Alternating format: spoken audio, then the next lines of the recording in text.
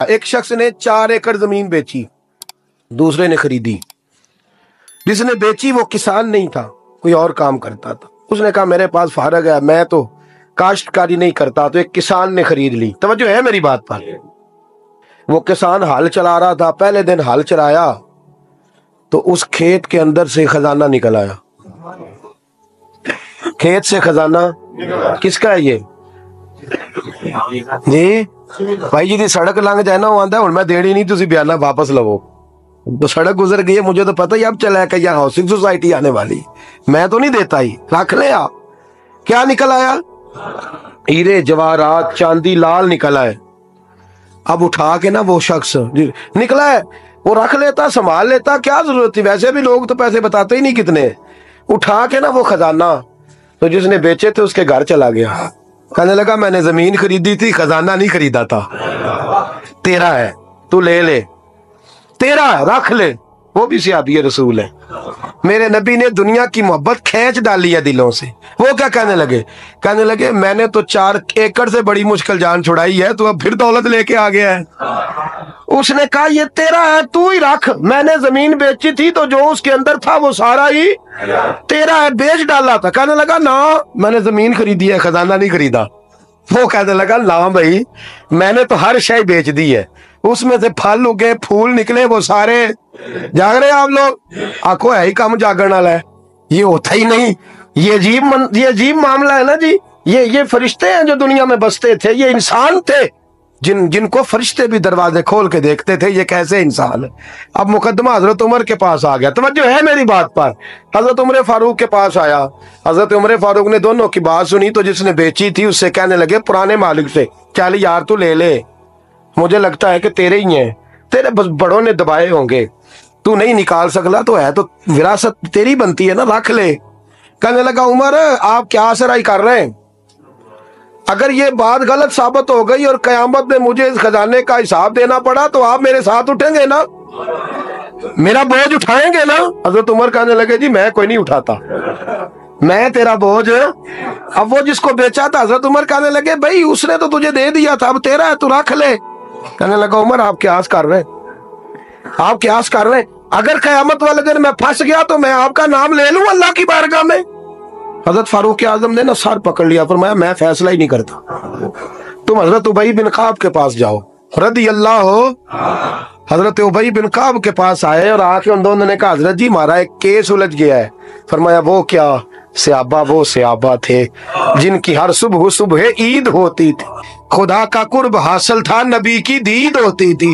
حضرت ہمارا کیس الجھ گیا، حضرت عمر سے فیصلہ نہیں ہوا، آپ مہربانی فرمانے لگے وہ کون سا کیس ہے جو عمر فاروق سے فیصلہ نہیں ہوا؟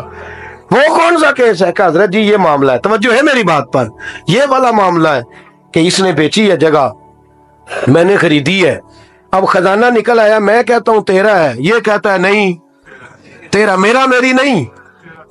جی یہ کون سا دور ہے؟ بولے نا وہ کون سا دور تھا؟ خیر الناس من ینفع الناس، لوگوں میں بہتر وہ جو لوگوں کے لیے نفع بخش۔ یہ کہتا ہے خزانہ تیرا ہے، میں کہتا ہوں نہیں، تو کون سا دور ہو گیا؟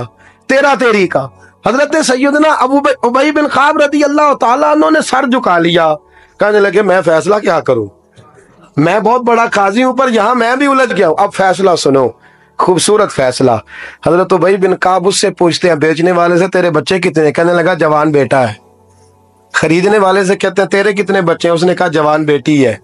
کہنے لگا میں ان دونوں کا نکاح کر کے سارا سامان انہیں جہیز میں دے دیتا ہوں، ان کا نکاح کر کے سارا کچھ انہیں جہیز میں دے دیتا ہوں، تیرے گھر بھی آ جائے گا، تیرے گھر بھی۔ یہ فیصلہ سیدنا ابی بن کعب رضی اللہ تعالیٰ عنہ نے دیا۔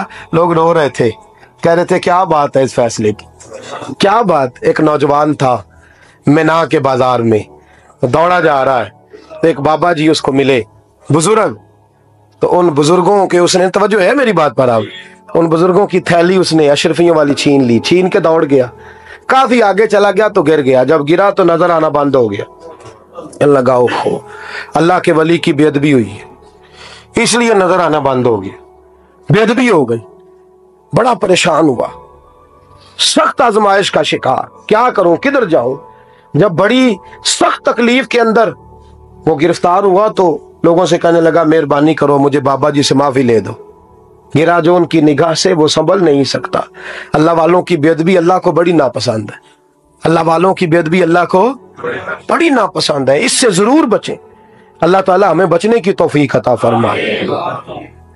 पकड़ के बाबा जी के पास लाए, बाबा जी माफ कर दें, आपकी वजह से आंखें चलेंगी। बाबा जी कहने लगे नहीं, मैंने तो बद्दुआ दी नहीं। तो वो कैसे? कहने लगे मेरे साथ जब कोई मुसलमान ज्यादती करता है तो मैं फौरन ही माफ कर देता। कहा जी मेरे लिए दुआ कर दें। दुआ की, बाबा जी की आंखें ठीक, बाबा जी ने दुआ की, नौजवान की आंखें सही हो गई। लोग चले गए तो वो नौजवान करीब बैठ गया, कहने लगा बुजुर्गो आपने जो कहा मैंने मान लिया, पर एक बात मेरी समझ में नहीं आई। अब वो क्या? कहा आप कहते हैं मेरे साथ कोई मुसलमान भी ज्यादती करता मैं फौरन माफ कर देता हूँ। फौरन तो माफी दी जाती नहीं, दी जा सकती नहीं, थोड़ी देर तो बंदे के दिल को तकलीफ रहती है। आपने जो नहीं ना बात, लोग बारीकी में जाते हैं ना बहुत सारे। कहा जनाब बंदे के दिल में थोड़ी देर तो तकलीफ है, भाई कोई लड़ाई हो जाए तो कहते हैं अभी नहीं मैंने जाना, जरा बात ठंडी हो जाएगी तो फिर, अभी तो बड़ी चोटें लगी हैं, बड़ा मसला बना है। ये शौरी तौर पे लोग ऐसा करते हैं। कहा फौरन कैसे आपने माफ कर दिया?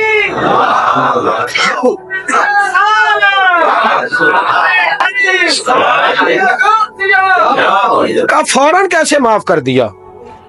तो बाबा जी कहने लगे मुझे अपने नबी से प्यार ही बड़ा है सल्लल्लाहु अलैहि, हम इश्क के बंदे हैं, क्यों बात बढ़ाई है, मोहब्बत बड़ी है रसूल रहमत से। पर मैं क्या बात है?